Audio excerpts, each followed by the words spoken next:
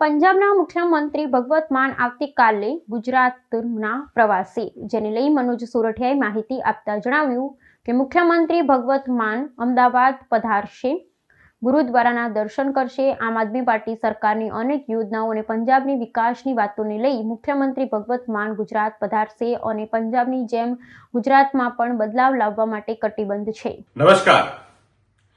આપ સૌને જણાવતા આનંદ થાય છે કે પંજાબની અંદર પંજાબની કાયા પલટ કરનાર, એક સમયના ઉડતા પંજાબને સમૃદ્ધિ તરફ લઈ જનાર અનેક યોજનાઓના માધ્યમથી જેમણે પંજાબમાં બદલાવ લાવ્યા છે એવા પંજાબના મુખ્યમંત્રી શ્રી ભગવત માનજી આવતીકાલે ગુજરાતની મુલાકાતે આવવાના છે. અમદાવાદની અંદર ગુરુદ્વારા ઉપર એ દર્શને જશે અને ત્યારબાદ ગુજરાતની તમામ મીડિયાને સંબોધિત કરવાના છે.